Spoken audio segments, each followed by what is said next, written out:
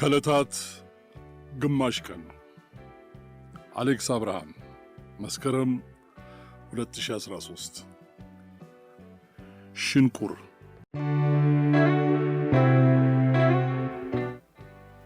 እያፈርኩ ለሰው አላወራውም እንጂ ረጅም የትዝታ እጁን እየላከ የዛሬ ኑሮዬን የሚፈተፍትና ከአእምሮዬ የማይጠፋ አንድ ጉዳይ አለ። በየቀኑ በምክንያትም ካለ ምክንያትም ውልብ እያለ ትዝ ሳይለኝ ውሎ አያውቅም። ቆይቷል። ከዚያ ወዲህ ስንትና ስንት ነገር በእድሜ ማገርና ቋሚ ላይ እንደ ጭቃ ተለስኖ እንደ አሸዋና ሲሚንቶ ተገርፎ ደንዳና ወጣት ሆኛለሁ። ግን ያ ትዝታ ዛሬም ድረስ ከነትኩስነቱ ልቤን እንደ ቃልቻ ዲቤ ከሚያስደልቃት ፍርሃት ከቀላቀለ ጉጉት ጋር በውስጤ ተዝናንቶ ተቀምጧል። ለማንም አላወራሁትም። እንኳንስ ለሌሎች ላወራው ለራሴም እንደ ፎቶ ካሜራ ብርሃን ብልጭ ከሚል ቅጽበት አልፎ በውስጤ ቃል ሆኖ እንዳይወለድ ፊት ነስቼው ነው የኖርኩት። ትምህርት ቤት የተዘጋበት የክረምት ወቅት ነበር። ያ ክረምት ከዚያ በፊት እንዳሳለፍኳቸው የተለመዱ አይነት የክረምት ወቅቶች አልነበረም። ለእኔ የሆነ ነገሬ ሳይመለስ የተቀየረበት ክረምት ነበር። ከሰፈር ልጆች ጋር ተሰባስበን ጭቃውን ከሰማይ እንደወረደ መና በጉጉት እያድበለበልን የምንወራወርበት ክረምት አልነበረም። በጭቃና በውሃ የላቆጠ ኳስ እየጠለዝን የምንጨዋወትበት ክረምትም አልነበረም። በዚያ ክረምት የ8ኛ ክፍል ሚኒስትሪ ፈተና ወስደን ወደ 9ኛ ክፍል የመሸጋገሪያ ወቅታችን ላይ ነበርን። በየክረምቱ የምናቋቁመውና በየዓመቱ እየፈረሰ እንደገና የምንመሰርተውን የእግር ኳስ ቡድን እንደገና ለመመስረት ቸል ያልንበት ክረምት ነበር። ይልቅ ኳስ ተከትለው የሚቃብዙ በድንጋይ መተን የምናባረራቸውን ወፎች አንጋጠው በየዛፉና በየቤቱ ጣሪያ ላይ የሚፈልጉ አይኖቻችን ተልከው በሚያልፉና እኩዮቻችን በሚሆኑ ልጃገረዶች ላይ የሚንከራተቱበት፣ ከፍ ባሉና በደረሱ ሴቶች ላይ የሚንከባለሉበት ልዩ ክረምት ነበር። እንዴት ነው 365 ቀናት ይሄን ሁሉ የለውጥ ያመጡብን? እንዲያውም ብዙዎቻችን በቁመትም በክብደትም ቅንጣት ያህል ጭማሪ ሳናሳይ ምናችን ነው እንዲህ ከውስጣችን ተቀይሮ አዲስ አመል ያሸከመ? ዛሬም ድረስ የጉርምስናችን ቅኔ ለምን በዚያች ክረምት እንደተቀኘ ባወጣ ባወርድ አልተገለጠልኝም። ብቻ ስንጎረምስ ትዝ ይለኛል። በዚያ ክረምት ነው የጎረመስ ነው። ልክ ሰው ቁመቴ ያደገባትን ቀን ሰዓትና ደቂቃ ሂደቱን ሳይሆን ቅጽበቱን እንደ ሬዲዮ አንቴና ድንገት ቁመቴ የተመዘዘባትን ቅጽበት አስታውሳታለሁ ቢል እንደሚገርመው የጎረመስንባትን ጧት ማስታወሴ ይገርመኛል። እንግዲህ ተመልሼ ሳሰላው 16 ዓመት ገደማ ሆነው። አንድ ጧት ፈተና እንደ ትላንት ጨርሰን እንደ ዛሬ አባ ኃይሉ በረንዳ፣ አባ ኃይሉ ሸገኔ ሱቅ የምትባለው ባለቤት ናቸው።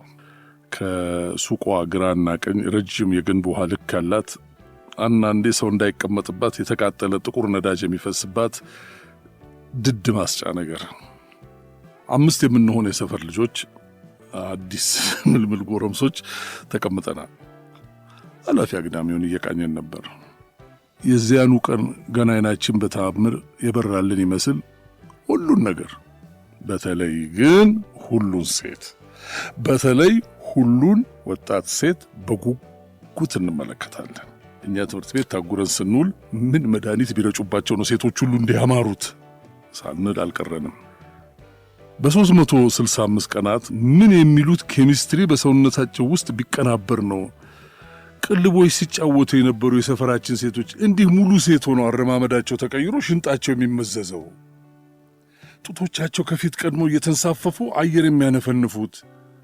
ለምንስ ነው የቡሄ ዳቦ ሲናጠቁን መስቲካና ከረሜላ እንድናካፍላቸው ሲለማመጡን እንዳልነበር አይናችንን ማየት አፍረው በመሽኮርመም አየት የሚያደርጉንና ሳይናገሩን የሚያልፉት? በዚያ ክረምት ነበር እንዴ ጾታ የታደለውና ሴት መሆናቸው ትዝ ያላቸው? በዚያ ክረምት የዘነበው ዝናብ ምን ተአምር ተበጥብጦበት ነበር? ያኔ ነው በማየት ሱስ ተለክፈን በበረንዳዋ ፍቅር የወደቅነው። ሕይወት ጦርነት ነው። አነሰም በዛም እኛም ወታደሮች ያቺ በረንዳ የወላጅና የበላዮቻችንን አትንኩ፣ አትቅመሱ ትእዛዝ በዓይንም ቢሆን ልንጥስ የከተምንባት ምሽጋችን ነበረች። ፀሐይ ገብታ ቀኑ ሊመሻሽ ሲል ተሰባስበን በረንዳዋ ላይ እንኮለኮላለን። ኮልኮሌ ሁሉ ይሉናል የበረንዳዋ ባለቤት አባ ኃይሌ። 7ኛ ክፍል 3 ጊዜ ደግማ የማታ ትምህርት ቢሻላት ተብሎ የማታ ተማሪ የሆነችው ህሊና የምትባለው የሰፈራችን ልጅ አንዲት ደብተር በቄንጥ አንጠልጥላ አቋሙ ከሚያምር ልጅ ጋር ወደ ትምህርት ቤት ስትሄድ አይተናል። ደግሞ ሲመሻሽ ሲራመድ ጎበጥ ከሚልና በቁመት ከሚያንሳት ልጅ ጋር ከትምህርት ቤት ስትመለስ ቀይ ብርሃን እየተፉ መንገዱን በቀይ ወጋገን በሚያጨቀዩት የመንገድ ዳር መብራቶች የበለጠ አምራ አይተናል። በየቀኑ የሚወስዳት ሌላ የሚመልሳት ሌላ ወንድ ሲንጋጋ ታዝበን በትምህርቷ የሰነፈችው ከወንዶች ጋር እየተንዘላዘለች ነው የሚባለውን የሰፈራችንን ሐሜት እውነት ነው ብለን አምነናል።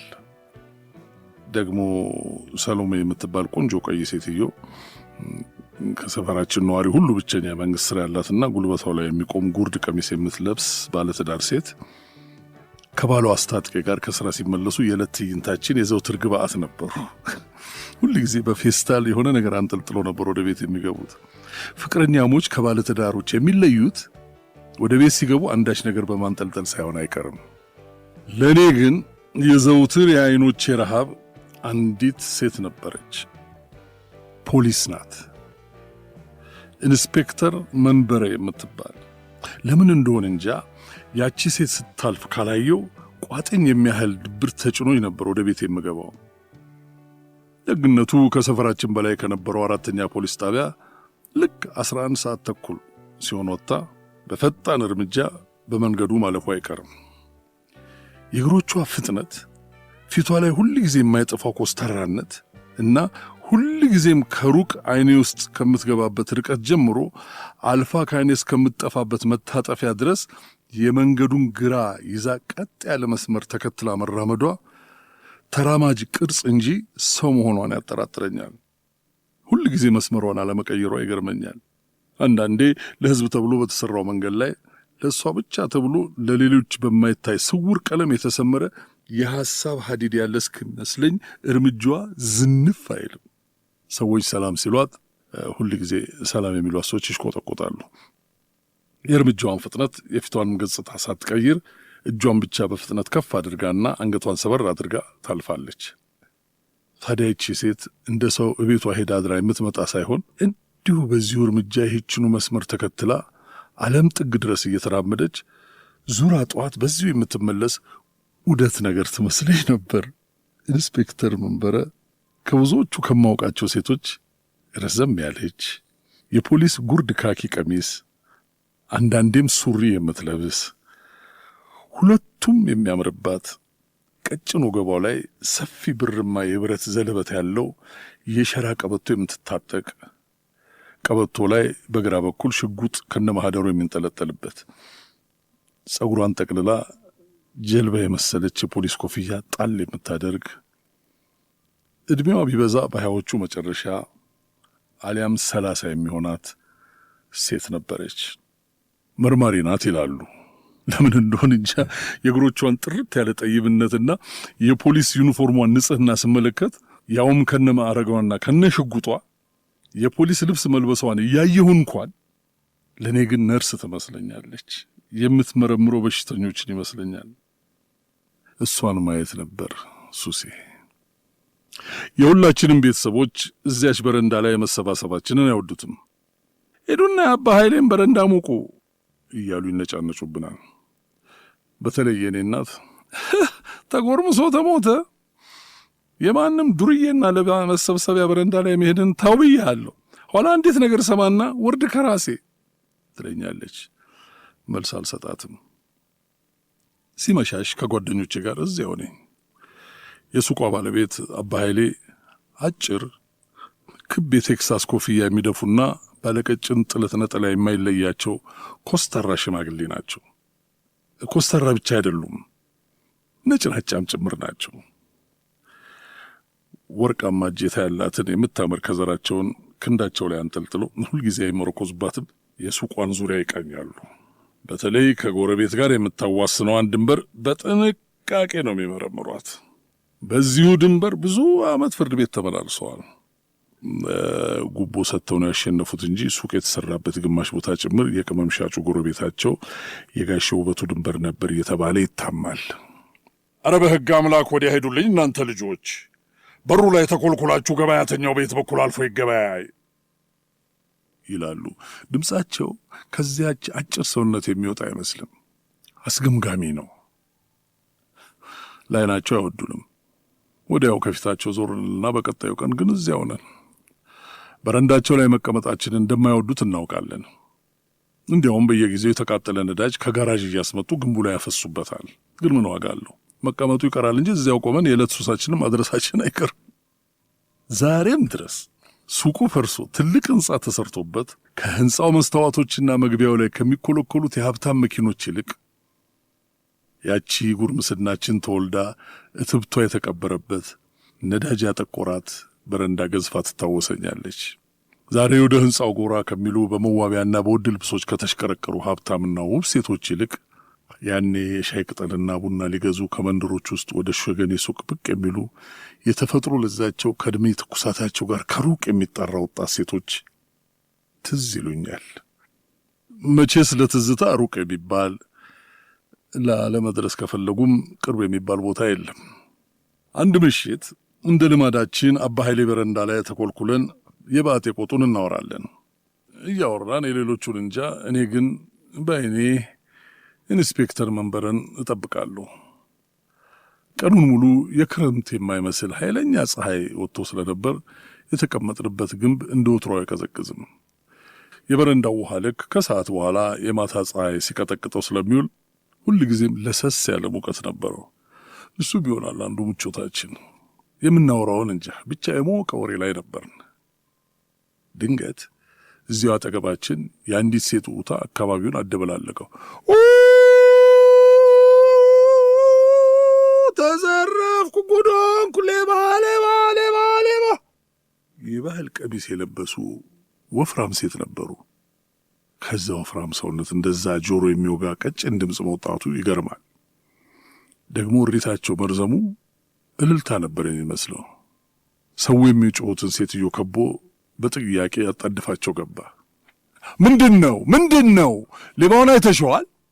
ሴትዮዋ ልቅሶ በተቀላቀለበት ድምፅ እየጮሁ እኛ ወደ ተቀመጥንበት ጠቁሞ ቦርሳዬን ቀምቶኝ ሮጠ፣ አይቻለሁ፣ ተነሱ ባህል ነው ተነስቶ ወጣው አሉ። እግዚኦ! የተሰበሰበው ሕዝብ እንዳለ ወደኛ ዞረ። እኔ እንደ በረዶ ገግሬ ከተቀመጥኩበት እንኳን መነቃነቅ አቃተኝ። አንድ ሽበታም ሰውዬ ያዟቸው ወመኔ ሁሉ ብለው ፉከራ በሚመስል ድምፅ ሲጮሁ ጓደኞቼ እንዳንዳች ነገር ከጎኔ እየተስፈነጠሩ እግራቸው ወደ መራቸው ተፈተለኩ።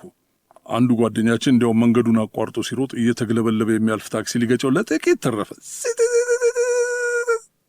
የሚል የመኪና ጎማ ድምፅ ከሰው ጫጫታ ጋር ተዳምሮ አካባቢው ባንዴ በጩኸት ተደበላለቀ። በደነዘዝኩበት አንድ ጠንካራና የሚሞቅ እጅ ከጅጌ ጉርድ ቲሸርቴ ስር ራቁት ክንዴን አፈፍ ሲያደርገኝ ቀና ብዬ የያዘኝን ሰው ተመለከትኩ። ኢንስፔክተር መንበረ ነበረች። መያዜም ሳይሆን ጩኸቴም ሳይሆን ኢንስፔክተር መንበረ ሀዲዷን ስታን ያጠገብ መቆሟ ትንግርት ሆነብኝ። ምድር ምህዋሯን ሳተች የተባልኩ ይመስል ማመን አልቻልኩም።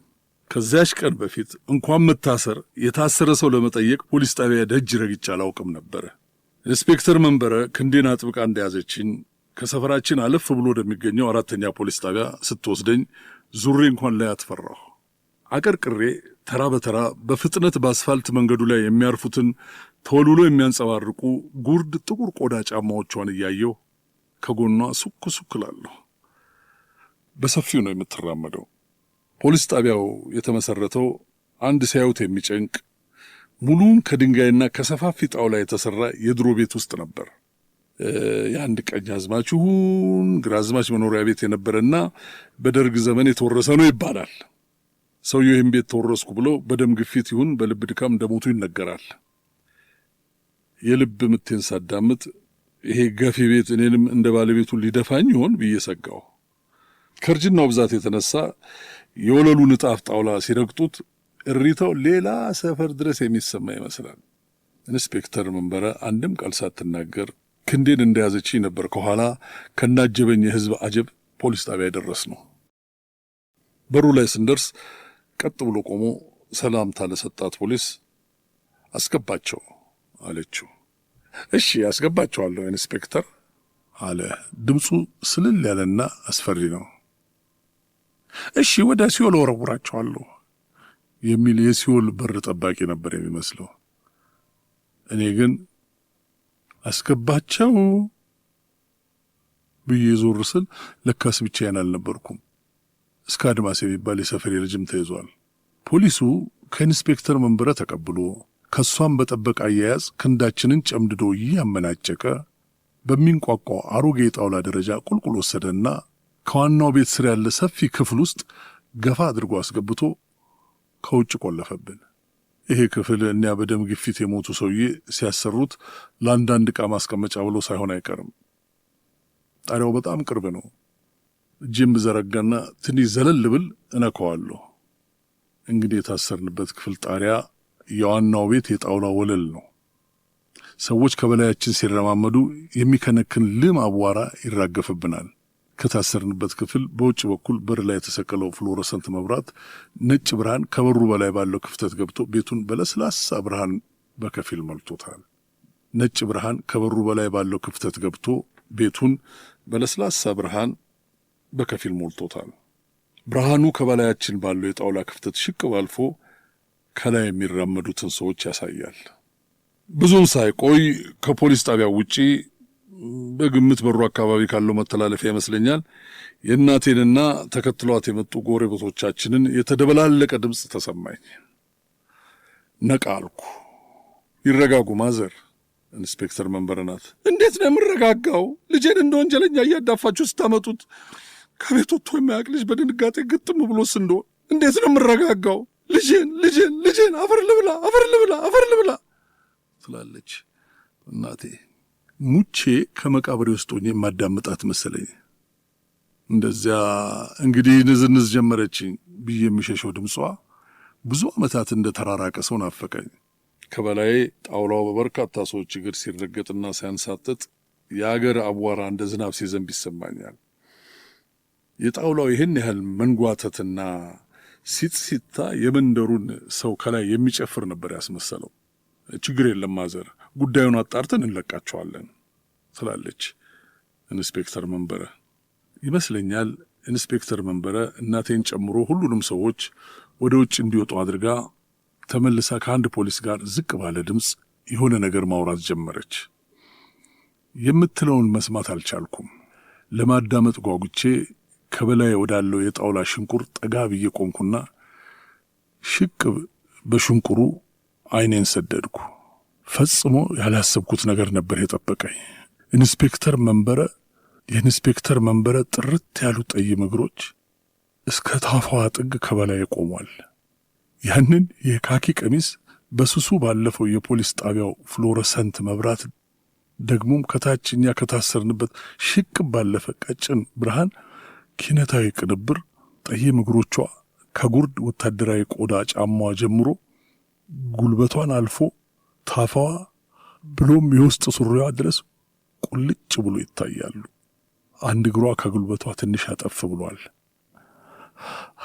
አንዳች የማላውቀው ንዝረት መላ ሰውነትን ሲወረው ተሰማኝ። ህልም ነበር የሚመስለው። እስር ቤት ነኝ፣ ያውም እንደ መቃብር በከበደና በሚቀዘቅዝ ምድር ቤት ውስጥ። እንዴት ነው እንዲህ የተቀናበረ በሚመስል ተአምር እንደ የእጅ ባትሪ በቀጠነ የፍሎረሰንት ብርሃን ያውም በሽንቁር ሽቅብ አልፎ እንዲህ ግራ የሚያጋባ ነገር የሚታየው? የኢንስፔክተር መንበረ የውስጥ ሱሪ ቀይ ነው፣ ደማቅ ቀይ። ቅላቱ እንግዳ ነበር፣ ሕይወት ያለው ቀለም። እግሮቿ ወደ ላይ ወደ ታፋዋ ቀላ ይላሉ። በተንቀሳቀሰች ቁጥር ብርሃኑ የሚያርፍበት የሰውነቷ ክፍል በጥላና ብርሃን ፍርርቆሽ እየተጫወተ በመጠየምና በመጥቆር መካከል እየተቀያየረ ይታየኛል። እግሮቿን ስትከድን ታፋዎቿ በስሱ ተነካኩ። አይኖቼ ከሽንቁሩ ሊነቀሉ አልቻሉም። የማይረሳ አንዳች ትዕይንት ነበር ንዝረት የቀላቀለ። ዛሬ ላይ ሳስበው ታዲያ የደቡብ አፍሪካው የነጻነት ታጋይ ኔልሰን ማንዴላ 27 ዓመት በታሰሩበት ክፍል መስኮት ይሁን ፉካ ተስፋቸውን የሚቀጥል ምን ነገር እያዩ እንደነበር ማን ያውቃል እላለሁ። መቼስ እስር ቤትም ቢሆን ሽንቁር ይኖረዋል። የሰው ልጅ ሁሉ ሽንቁር ደፍኖ አይችለውም። የሰው ልጅ ሁሉን ሽንቁር ደፍኖ አይችለውም። ሁሉም ነገር የሆነ ሽንቁር አለው። ሕይወት ድፍን አይደለችም። ሰው ራሱ ተስፋው በጨለማ ተከባ ተጀቡኖ እንደ ጥብኛ እሳት መሃል ቢጣል የከበበውን እሳት ይረሳ ዘንድ ሕይወት የተስፋ ውሃ የምታሳይበት አንዳች ሽንቁር አላት። እያጮለቅን እፎይታን ተስፋ እናደርግ ዘንድ። ይህ ትዕይንት ካለፈ ደቂቃዎች በኋላ አንድ ጥግ ቆሜ ትዕይንቱን እፍረት ባጠላበት የውስጥ መደናገር እየመላለስኩ ሳስብ አብሮኝ የታሰረው ጓደኛዬ እስከ አድማስ በተራው ወደ ሽንቁሩ አንጋጦ እየተመለከተ በፍርሃት በሚንቀጠቀጥ የሹክሹክታ ድምፅ ሊያስሩን ነው አለ። አልኩት ከሐሳብ ባንኜ። ከዚህ ወዲያ ምን መታሰር ሊመጣ ነው እያልኩ ወደ ሽንቁሩ እየጠቆሜ ና ተመልከት አለ። ትከሻ ለትከሻ ገጥመን ወደ ላይ አንጋጠን ስንመለከት አንድ የቆመ ፖሊስ በከፊል አንድ ጎኑ ብቻ ይታያል። በሽንቁሩ ትክክል ሙሉ ለሙሉ የሚታየው ግን ያንጠለጠለው የእጅ ካቴናው ነበር። ታፋውን በካቴናው መታ መታ እያደረገ የሆነ ነገር የሚጠብቅ ይመስላል። ለምን እንደሆነ እንጂ አልፈራሁም። አንድ ከተማችን ውስጥ መንገድ ለመንገድ እየዞረ ወንጌል የሚሰብክ ጎልማሳ ነበር ድንገት ወደ አእምሬ የመጣው። አንድ ቀን በመነበብ ብዛት የተጎሳቆለውን ባለጥቁር ሽፋን መጽሐፍ ቅዱስ ወደ ላይ ከፍ አድርጎ ሂድ ወደዛ መናፍቅ የሚሉት ሰዎች መሃል እንደቆመ ወገኖቼ፣ ይሄ ቃል ሽንቁር ነው፣ መስኮት ነው፣ ነገ ይገለጥ ዘንድ ያለውን ዓለም በከፊል የምናይበት ሽንቁር። ሲኦልንም ገነትንም በዚህ ሽንቁር ካልሆነ አታዩትም። አትፍሩ፣ ወደ መስኮቱ ተጠጉ፣ ዓይኖቻችሁንም ግለጡ እያለ የጮኸው ነገር። የዛ ሰው ንግግር ድንገት ዛሬ እንዲህ በጨለማ የተገለጠልኝ ያህል ደግሞም የማይታይ በማየቴ ሽው ከሚልብኝ የመቀሰፍ ፍርሃት በላይ ቅዱስ ሆኜ እስር ቤት የተወረወርኩ አይነት እንዲያው ከዚህ ከጎኔ በፍርሃት ከሚርበደበደው ልጅ ጋር ጮክ ብለን ብንዘምር የእስር ቤቱ ባር በተአምር እንደሚከፈት አይነት ውስጤን አንዳች ንጹሕ ደስታ ሲሞላው ይሰማኝ ነበር። የዚያን ቀን የተባለውን እንጃ፣ ብቻ በዚያው ምሽት ተፈተን ወደ ቤታችን ሄድን። ተፈቶ መመለስ ይለዋል ጎረቤቱ ይህን የሥጋ መንከላወስ፣ ከፖሊስ ጣቢያ ወደ ቤት ማዝገም። ለእኔ ግን ጉዳዩ ሌላ ነበር። ታስሬ ነበር የተመለስኩት። የሴት ልጅ ሰውነት በዚያ ልክ ተጋልጦ ሳይ የመጀመሪያዬ ነበር። ለስንት ዓመት ይሆን ከዚያ በኋላ ኢንስፔክተር መንበረን ለማየት አይቼም ከተሸፋፈነ እሷነቷ ስር በድብቅ ትዕይንት የተገለጠው አይኔ የፖሊስ ዩኒፎርሟን ሰርስሮ እነዚያን እግሮች ሲያይ የኖረው አላውቅም። ሱሪ ትልበስ ቀሚስ ብቻ ራቁት እግሮቿን በአንዳች ታምር ማየት እችል ነበር። ከፖሊስ ጣቢያ ስንፈታ የመንደሩን ልጅ በሙሉ ዋስ ሆነው የሴትዮዋን ጠፋ የተባለ ብር ከፍለው ያስለቀቁን አባ ኃይሌ ናቸው ሲባል ገረመኝ። ታዲያ በገደብ ነበር። ከዚያች ቀን ጀምሮ እዛች በረንዳ ድርሽ ላንል ማስጠንቀቂያ ተሰጥቷል። ሰውየው ፖለቲከኛ ነገር ናቸው፣ መሄጃቸው አይታወቅም። ተዘረፉ ካለችው ሴትዮ ጀምሮ አጠቃላይ ግርግሩ ከዛች የበረንዳ እርስታችን እኛን ለመንቀል በራሳቸው የተቀናበረ ድራማ እንደሆነስ ምን ይታወቃል? መቼስ በእያንዳንዱ የተንኮል ድራማ ውስጥ ለትውልድ የሚተርፍ ሽንቁር ይፈጠራል። ጦሱ ለእኔ ተረፈኝ። በረንዳው ከተከለከለ በኋላ ምን አደረጉ? ፀሐይ ስታዘቀዝቅ ከቤት ይወጣና ወክ ላድርግ በሚል ሰበብ ለወክ በማይመቸው የሰፈራችን አስፋልት ላይ እየተራመድኩ ኢንስፔክተር መንበረን እጠብቃታለሁ። ሸቀጡን አንስቶ ወደ ቤት በሚሮጠው ነጋዴ፣ ከሥራ በሚመለሰው የቀን ሠራተኛ፣ ሙሉ ቀን ሲጓዙ ውሎ የጫነውን ሸቀጥና ሰው በሚያራግፈው እምክ በሚሸጥ መኪና መሃል እየተሽለኮለኩ እጠብቃታለሁ። የተከታተልኳት እንዳይመስልብኝ የምታውቅ እየመሰለኝ ይፈራ ነበር። በምፈልገው ልግ ለማየት በማያስደስት ርቀት እየተከተልኳት የከተማው ዋና አደባባይ ስደርስ እመለሳለሁ። አንዳንዴ ከአደባባዩ ጀምርና ከምትመጣበት ተቃራኒ አቅጣጫ እኔ ብቻ በሚገባኝ ስሌት በተሰላ ግጥምጥሞሽ ፊት ለፊት እስክንተላለፍ የማግኘትና የማየት እድል ገጥሞኛል። ግን ቀና ብዬ ላያት እፈራለሁ። ካለፈች በኋላም ወደ ኋላ ዞሬ አላያትም። ዞሬ ሳያት እሷም ዙራ ምን ፈለክ የምትለኝ ይመስለኛል። ማን ያምናል ወደ 1 ዓመት ለሚጠጋ ጊዜ ተከተልኳት ቢባል። አረማመዷ ፈጣን ስለነበር አንዳንዴ ርቀቴን ለማስተካከል ሩጥ ይለኛል። መንገዱን የሞላው የራሴ ሰፈር ሰው ነው። ከጉልት ቸርቻሪው እስከ ባለ ሱቁ ሁሉም ቢያንስ ባይን ያውቁኛል። አንዱ በማያገባው ገብቶ ምን ትሮጣለህ ቢለኝ ምን እላለሁ እያልኩ ምናምን ከተሸከመ ሰው ወደ ቤቱ ከሚጣደፍም ሰራተኛ ጋር ላለመጋጨት እየተጠነቀቁ ስከተላት ኖርኩ። አንዳንዴ ሆን ብዬ ጠብቄ እሷ አጠገቤ ስትደርስ የአንዱ ምስኪን ላባደር አፍንጫ ሰብሬ እንድታስረኝ የተመኘሁበትም ጊዜ ነበር። ሱቅ ጠባቂ ብትሆን ባለሱቅ ማስቲካ አለ በሚል ሰበብ በየቀኑ በሚያስኬድ ደንበኝነት እየሄድኩ አያታለሁ። ፖሊስ ጣቢያ ምን ተብሎ ይኬዳል? ብዙ ነገር እመኛለሁ። ነገር የማያጡ ጎረቤቶቻችን መሰዳደብ ሲጀምሩ ጠቡ ተባብሶ ፖሊስ ጣቢያ በሄዱ እያልኩ መቼስ ጎረቤት ተከትሎ መሄድ ወግ ነው። ምን አለ እኔስ የምስክርነት ወጉ ቢደርሰኝ። ደግሞ ለክፋቱ እንደዚያ በዶሮ ነሽ በልጅ ነሽ ከዱላ ቅሬሽ ስድድብ እስከ መፈነካከት የሚደርሱት ጎረቤቶቻችን ምን መልአክ እንደተጠጋቸው እንጃ። በዚህ ዓመት ፍቅር በፍቅር ሆኑ። ለአንድም ሰው ሳልተነፍስ ስከተላት ኖሬ አንድ ቀን ሮብ ቀን ነበር ቀኑ። ኢንስፔክተር መንበረ በመንገዱ ሳታልፍ ቀረች። 2 ጊዜ ፖሊስ ጣቢያው ድረስ እየደረስኩ ተመለስኩ። የለችም። ከዚያን ቀን ጀምሮ በቃ ጠፋች። በብዙ ሊሆኑም ላይሆኑም በሚችሉ ሊሆን ይችላሎች ራሴን አስታመምኩ። ስራ ቀይራ ኬንያ ድንበር የኮንትሮባንድ ንግድ እየተቆጣጠረች ሊሆን ይችላል። የፖሊስነት ስራዋን ትታ በግቢው አጥር በኩል ኪዮስክ ከፍታ እየነገደች ሊሆን ይችላል። የሚከታተለኝ ሰው አለ ብላ መንገድ ቀይራ ሊሆን ይችላል። ፊት ባልሰጠውም አግብታ ሊሆንስ አይችልም የሚል ሐሳብም ውልብ ብሎብኛል። ቢሆንም ፀሐይ ስታዘቀዝቅ አስቤም ይሁን በአጋጣሚ እዚያ መንገድ ላይ ከተገኘው አይኔ ፍለጋውን አያቆምም ነበር። ከዓመታት በኋላ አደግኩ፣ በሰልኩ፣ ያለፈ ዘመኔን ድርጊት የሚመዝን አዋቂነት ላይ ደረስኩ በሚል እምነት ኢንስፔክተር መንበረን ስከተል መኖሬን ቂላቂልነት ነበር ብዬ ደመደምኩ።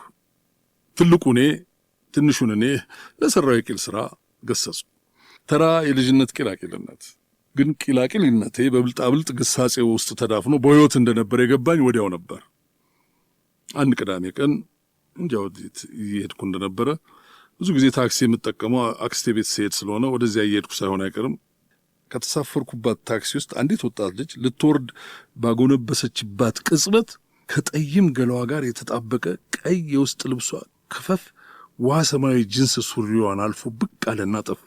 ቅጽበት ነበር፣ ብልጭታ ግን ሰማዩን እንደሞላው ወጋገኑም ምድርን እንዳጥለቀለቀ የመብረቅ ብልጭታ። ልጅቱን አውርዶ መንቀሳቀስ የጀመረው ታክሲ ወራጅ በሚል ችኩል ድምፅ አስቁሜ ከኋላዋ በሰምሶማ ተከተልኳት። ልምድ ያለው ሴት አውል እንኳ በማይሞክረው ድፍረት ከኋላዋ ደርሼ ሰላም አልኳት። ትውቃችን ፈጣን ነበር። የሆነ ቦታ አውቅሻለሁ አልኳት፣ ግን ፈጽሞ አላውቃትም ነበር። ታውቀኝ ይሆናል፣ እኔም ባይና አውቃለሁ። እባክሽ የት? ቆየት ብሏል እኮ። የት? ብዙ ጊዜ ማታ ወደ 11 ተኩል 12 ሰዓት አካባቢ በሱቃችን በር ስታልፍ አይህ ነበር። ያ ልጅ አለፈ፣ ሱቅ እንዝጋ እንባባል ነበር፣ ሰዓታችን ነበር ብላ በሳቅ ተፍለቀለቀች። አያለው ሲሉ መታየትም ነበር ለካ። አሁን ግን ጠፍተሃል፣ አትታይም። ከበርካታ ቀጠሮች በአንዱ ለዚያውም በስንት ፍርሃት የመጀመሪያ ወንድነቴ አጋኖ ያጠራቀመውን ምኞት ሊንድ በሚንጠራራበት አንድ ቀን፣ የመጀመሪያ ይሁን አይሁን እንጃ፣ አንድ ቅዳሜ ቀን ጓደኛዬ በተከራያት ባለ አንድ ክፍል ቤት ውስጥ በተዘረጋ ፍራሽ ላይ ይቺው ልጅ የለበሰችውን ቀሚስ በእኔው እርዳታ ያወለቀች ጊዜ ምን አጋጠመኝ? ነጭ የጡት ማስያዣና ነጭ ውስጥ ሱሪ በረዶ የመሰለና በረዶ ያደረገኝ። ድንገት ነበር የቀዘቀዝኩት። ምን ሆንክ አለች። በአየር ላይ የቀረ መንሰፍሰፌ ሲጦልግ አይታ መሆን አለበት። ሌላ ጊዜ እናድርገው አልኩ። በፍቅር እያየችኝ ውይ ከሚል ፈገግታ ጋር ስሜታዊ ያለመሆኔን አድንቃ አሞካሸችኝ። ይህም እንደ ጨዋነት ተቆጥሮልኝ በፈለክበት ቀን እንኳን ሰውነቴ ነፍሴ አንተ ነው በሚል ገራገር ፈቃድ ያን ሌላ ጊዜ እንደ መጽሐፍ ስትናፍቅ የውሃ ሽታ ሆንኩ።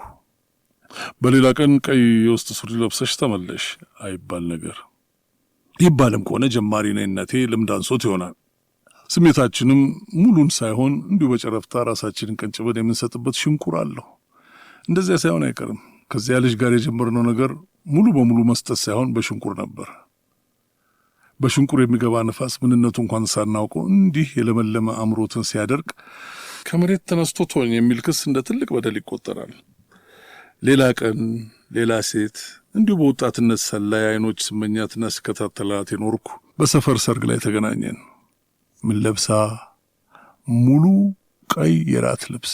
ያንም በሽንቁር ያየሁትን ቅላት በአደባባይ ያራከሰችው መሰለኝ። ቅብጠት አይደለም ቢሆንም ስሜታችን ሾልኮ እንደ ነገሩ ደርሶ የሚመለስበት ሽንቁር አለው። ይችኛይቱ ሽንቁሬን አስፍታ ብር ያደረገችው ጋር ደርሼ የተመለስኩት እንደዚያ ሳይሆን አይቀርም። አንዳች ልክፍት ነገር ሳይሆን አይቀርም።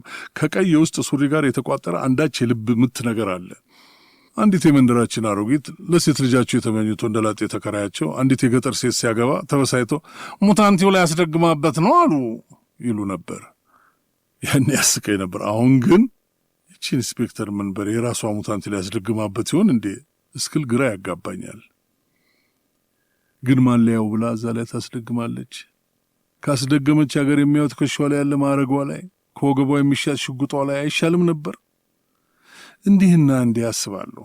ሳስባት ልቤ ይደልቃል። ዘውትር እንደሚደልቀው አይነት የልብ ምት አይደለም፣ ስልት ያለው የልብ ምት፣ ያንን ትንፋሽ የሚያሳጥር ያንን ንዝረት የሚለቅ ትዝታ። ስንት ቦታ ስንት ንስቶች ላይ ፈለግኩት፣ የለም አልነበረም። ኢንስፔክተር መንበረ ሂድ ተፈታሃል ብላ ወደ ሰፊው ዓለም በፖሊስ ጣቢያው ሽንቁር ስትልከኝ አእምሮዬ ውስጥ ግን ኃይለኛ ብርሃንና ሙቀት የሚያሾልክ አንዳች ቀዳዳ ሳይፈጥርብኝ አልቀረም። እንግዲህ ነጻነት ምንድን ነው? የነፍስን ሽንቁር መድፈን አይደለምን? የጎን አጥንት ሲባልስ የጎን ሽንቁር አይደለም ማን አለ? ከሁለተኛ ደረጃ እስከ ዩኒቨርሲቲ ደግሞም ስራ በሚሉት ስንክሳር በሕይወት ጎዳና ግራ ቀኝ ሳልል አንዲት ለሌሎች የማትታይ የሐሳብ ሀዲድ ተከትዬ እሷን ሳላዛንፍ እየተከተልኩ 30 ዓመት ሞላኝ። ሴቶቹ ብዙ፣ ወሬው ብዙ፣ መልኩ ብዙ፣ አጋጣሚው ብዙ፣ መገናኛው ብዙ፣ መለያው ግን ብዙ የሚመስል አንድ አእምሮ ውስጥ የተሰነቀረ ቀለም ነበር። ቀይ ቀለም። 16ቱን ዓመት እስረኛ ነበርሁ። ብዙ ፋሽን መጣ፣ ብዙ ፋሽን ሄደ። አንዱም ላይ ግን የውስጥ ሱሪን የሚያሳይ ሽንቁር ያለው የሴት ልብስ እስካሁን አላየውም። እንግዲህ መንገድ ዳር ቆሜ እስቲ ቀሚሳችሁን አውልቁ፣ እንደ ሳትፍም የቀላ ቀይ የውስጥ ሱሪ የለበሰችው የአገሬ ሴት እሷ የጎን አጥንቴ ናት አልል ነገር። ካቀፉትም ገላ በላይ የትዝታ ገላ ሙቀቱ አይጣል ነው። ሌላው ይበርዳል። በሽንቁር እንደሚገባ ኃይለኛ ነፋስ በቀስታ ቅዝቃዜና መንሰፍሰፍ ወደ ነፍሴ የሚያስገባ ሽንቁር ዛሬም አለ። ውይ እሱ ያያት ሁሉ ታምሯለች፣ ወረተኛ ነው ይሉኛል። ሲያሻቸው ለበጣም ይመርቁበታል። አቀፈን፣ ታቀፍንለት፣ ሳምን፣ ተሳምንለት። አመል ነው እንጂ ከኛ ምን አጣ? ሽንቁር ያው ሽንቁር ነው እያሉ። አሌክስ አብርሃም ሽንቁር